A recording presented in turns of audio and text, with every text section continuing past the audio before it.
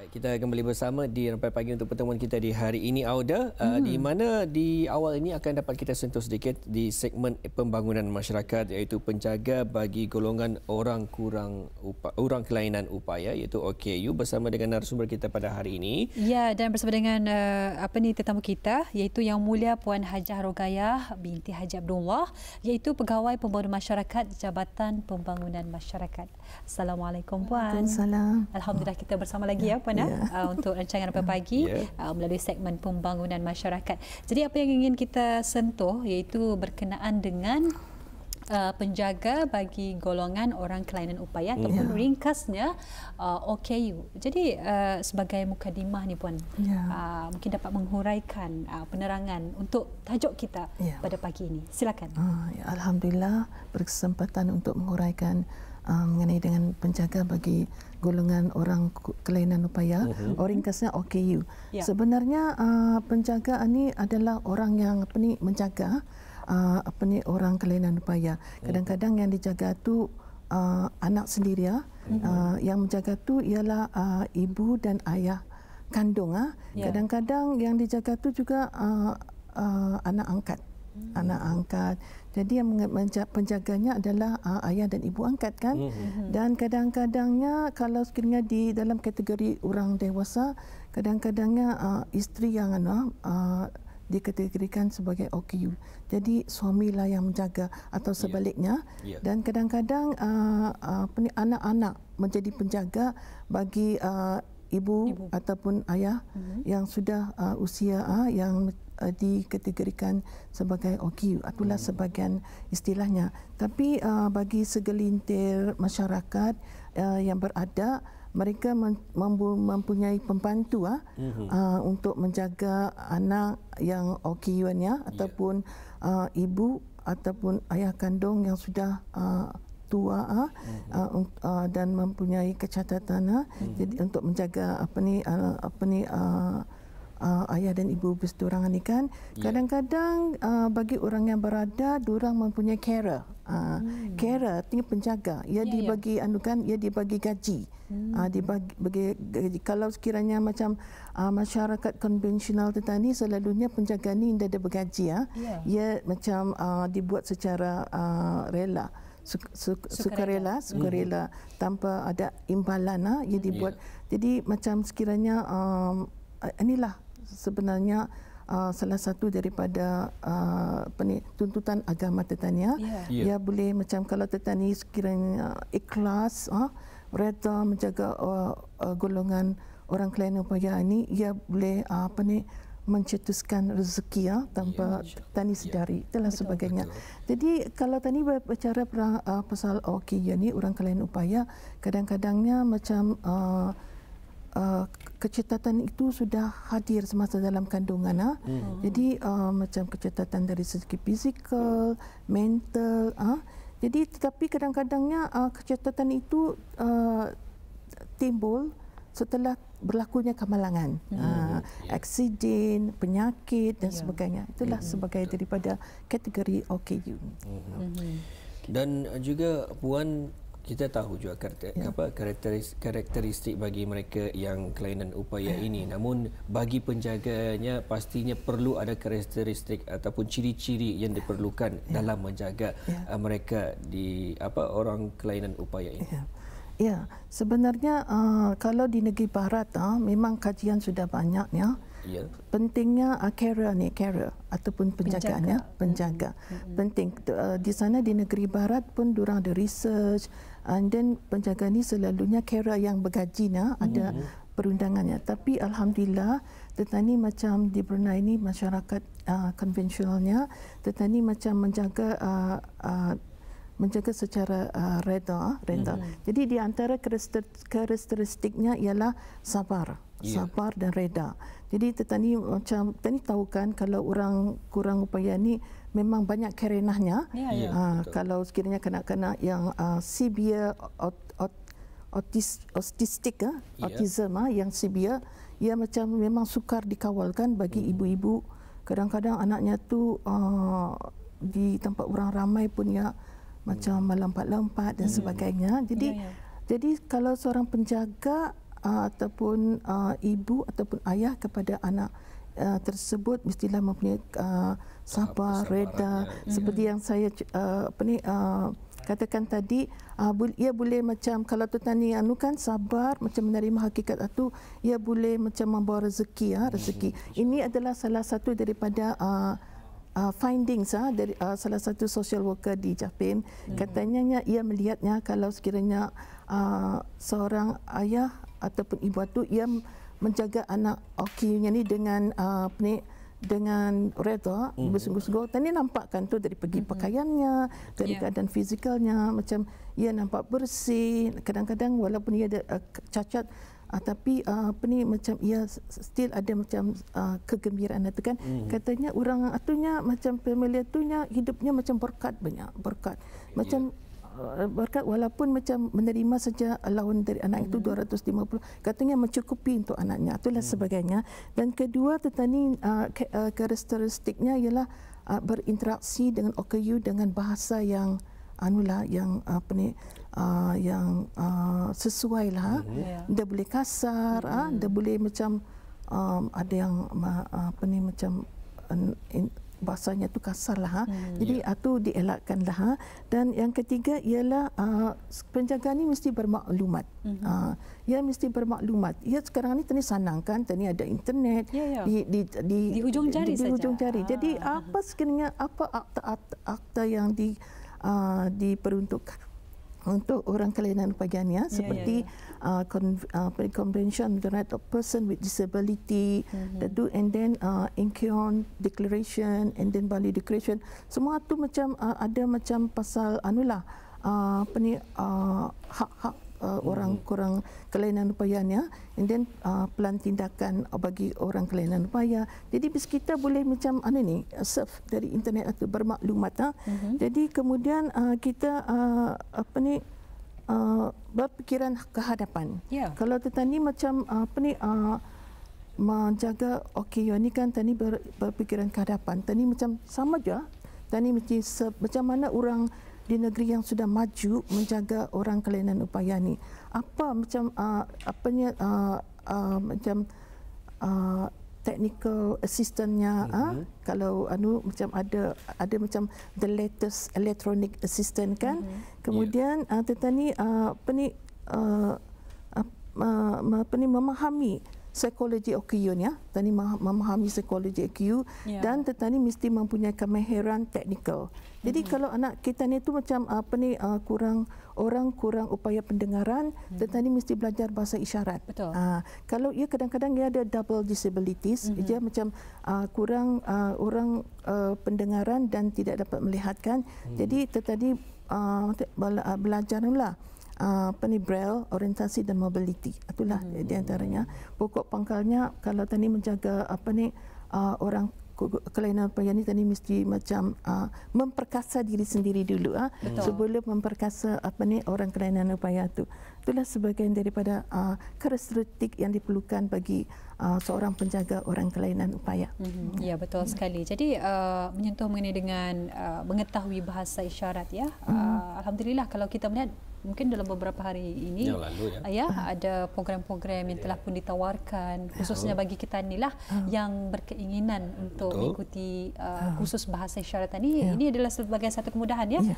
Bukan sajanya kita ni untuk mungkin kita ni senang ya untuk berinteraksi bersama dengan mereka. Dan alhamdulillah juga ya Muammar, yang mana melalui Kementerian Kebudayaan Belia dan Sukan juga ya turut komited ya untuk sama-sama memastikan kesejahteraan ya orang kelainan upaya ataupun ringkasnya OKU ini. Dan ini tidak terkecuali juga untuk penjaga golongan orang kelainan upaya ataupun ringkasnya OKU ini. Jadi apa sebetulnya bantuan untuk penjaga orang kelainan upaya ataupun ringkasnya OKU ini? Ya, sebenarnya seperti yang tadi maklum ya, bukannya senang untuk menjaga kanak-kanak OKU atau warga dewasa yang OKU ya. Jadi tadi memerlukan sokongan moral lah kepada penjagaan ni. Tadi macam bagi macam motivasi lah. Kalau tadi berjumpa macam ke dia, sekiranya ia macam ia membeli membeli barang lah. Tapi ia ada anak autistik. anak autistik yang nakal sikit kan tu. Jadi macam Tuan ni boleh meminta izin daripada ibu ni, boleh saya bantu jagakan sekejap sementara kita mengambil barang-barang makan itulah di antara bukan saja sokongan moral dan juga motivasi and then kadang-kadang segelintir daripada penjaga ni ia menjaga ibunya yang stroke terlantar, bedridden. Jadi ia pun macam terpaksa berhenti kerja. And then ia macam kenderaan pening dada. Jadi macam kalau tetani macam kadang-kadang keluarga terdekat datang bertanya. Jadi adakah ia perlukan kenderaan untuk membawa ibunya ni ke hospital ataupun kalau sukarelawan ada macam projek sukarelawan yang membawa pesakit dan penjaganya ke hospital ada. Dan juga macam kadang-kadang respite care ni macam tetani melihat macam penjaga ni macam 24 jam yang menjaga OKU ni kan. Jadi kadang-kadang waktu siang tu ia macam ada akan berehat apa kan. Jadi tetani macam kadang-kadang keluarga terdekat ni kan ia datang melawat. Katanya baik dah hanya kau berehat, baik dah aku yang menjaga nanti kan babu maninya, kata kau berehatnya ada kan kadang-kadangnya ada yang aku masakkan dulunya kan cuma tu kan. Itu inilah segelintir daripada bantuan untuk penjaga. Kadang-kadang yang dada ni kan dada macam ia macam dia bekerjakan tu, ia kadang-kadang mamanya saja yang dapat 250 tu kan. Kadang-kadang mesti bijaklah di mana minta bantuan. Di mana bantuan sebab itu keperluan kan tu. Minta bantuan itu daripada pihak yang pihak yang berkenaan macam di Japim, itulah daripadanya. Itulah sebahagian daripada bantuan untuk penjagaannya, penjaga bagi orang kurang upaya. Dan juga pun ada juga pun sedikit sebanyak mengongsikan mungkin ada berkaitan dengan cabaran mereka yang menjadi penjaga bagi golongan OKU ini. Jadi mungkin dari Japim sendiri sebagai pegawai pembangunan masyarakat, Jabatan Pembangunan Masyarakat mungkin juga pernah berjumpa dengan masalah ataupun cabaran yang boleh kita kongsikan bersama di hari ini. Ya, sebenarnya sebahagian daripada cabaran bagi penjagaan ni kadang-kadang ia stres kan tu, stres dia macam kadang-kadang ia macam lack of support daripada ni kan, lack of support daripada family Jadi kadang-kadang macam burden itu semua diampaikan arah ke dia. Padahal anak-anak yang lain ada, jadi stres. Jadi kalau macam situasi macam ni ada, jadi penjaga itu boleh mendapatkan counselling ataupun kami akan macam ada family conference. Jadi macam mana untuk orangnya membagi-bagilah mak tuata. Jadi bukan tertumpu ada seorang penjaga ni saja kan. Itulah. Dan kemudian stigma. Kadang-kadang kadang-kadang kalau sekiranya seorang ibu ia membawa anaknya macam ada satu kelainan dan orang melihat kan stigmatized, labelized. Jadi sebagai masyarakat konvensional, tani mesti berfikiran terbuka. Tani dah boleh macam melihat kelainan orang itu macam satu yang bebanan. Kalau boleh tani macam menceriakan. Say hello to that little boy atau little girl. Macam bagi ceria. Say hello. Even macam mana pun stroking ia punya hand sedikit. Masa ia dalam troli itu kan ataupun sudah membawa sedikit keceriaan pada anak yang okey itu. Dan kadang-kadang macam ni kan penjaga ni ia macam terikat menjaga sekiranya abangnya yang bedridden. Jadi masa remajanya tu terpaksa berhenti sekolah. Jadi habis sudah Form 5 barangkali. Jadi masa remajanya tu digunakan untuk menjaga anunya ni. Jadi ia macam isolasi. Jadi ia pun dah ada peluang untuk mencari pekerjaan di luar. Jadi macam itulah daripada cabarannya. Tapi macam macam penjaga macam ni mestilah ada bantuan. Dari seksyen kami pun ada membagi bantuan daripada motivasi dan sebagainya kepada penjaga ini. Kadang-kadang peluang yang banyak terbuang yang banyak terbuang arah penjaga ni. Sama lah macam tadi dia banyak macam apa yang keinginannya, ia mau macam berjalan-jalan sama rakan sebaya, dia dapatkan tu. Jadi jadi tetan ini macam kalau tadi melihat sudah orang ni macam ni, itu tu sokongan moral mesti ada. Macam tadi macam respite care tu kan, macam ganti-ganti.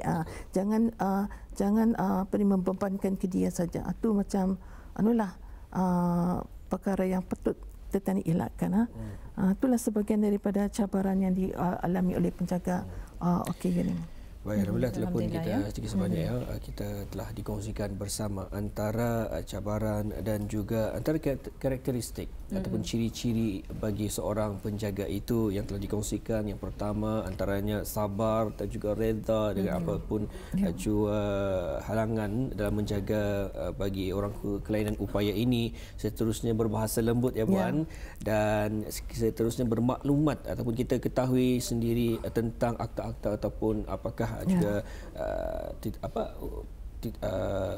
undang-undang dalam penjagaan ini. Juga seterusnya kita fahami psikologi akan mereka yang mempunyai kelainan upaya ini, dan yang terakhir perkasalah diri sendiri agar kita dapat memperkasa mereka ini juga. Ya, alhamdulillah. Jadi itu antara poin-poin yang telah pun dinyatakan daripada Puan Najah sebentar tadi, dan mungkin akhirnya ada saranan dan juga harapanlah kepada penjaga bagi golongan orang kelainan upaya ataupun ringkasnya penjaga ataupun carer ni diorang ni adalah golongan yang penting sebab diorang yang membantu kerajaan sebab badan itu badan menjaga OKU ni bukan terletak kepada kerajaan tetapi bis diorang sebagai institusi yang tanpa tidak sengaja membantu kerajaan dia. So jadi tetani mesti memberi diorang ni macam motivasi supaya sabar. Macam kadang-kadang macam keperluan bis diorang itu pun kadang-kadang ada juga kan tadi dapat menolong macam dari keinderaan dan sebagainya. Dan penjagaan ini mesti mempunyai self resilience. Jadi kekuatan dalam diri sendiri. Itu penting tu. Sebabnya diorang ni orang yang dijaganya ni sudah macam lemah kan, terdiri daripada orang kurang upaya. Kalau bis diorang ni indah kuat, macam mana kan menjaga orang membantu kan. Jadi diorang mesti ada kekuatan dalaman. Kekuatan dalaman itu resilient. Itu kemudian dapatkan kadang-kadang ia macam perlukan dapatkan bantuan dari segi kaunseling. Jadi macam sebabnya ini kan lain-lain kerenahnya kan, lain-lain keperluannya. Jadi macam dapatkan daripada kaunseling daripada bahagian perubatan.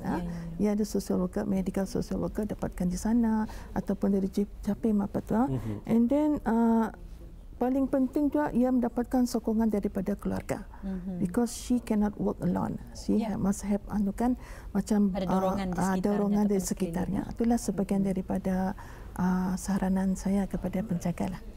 Alhamdulillah. Jadi apa-apa kita ucapkan terima kasih kepada Yang Mulia Puan Hajah Rogayah binti Haji Abdullah, iaitu Pegawai Pembangunan Masyarakat Jabatan Pembangunan Masyarakat, untuk segmen pembangunan masyarakat kita pada kali ini, iaitu penjaga bagi golongan orang kelainan upaya ataupun ringkasnya OKU.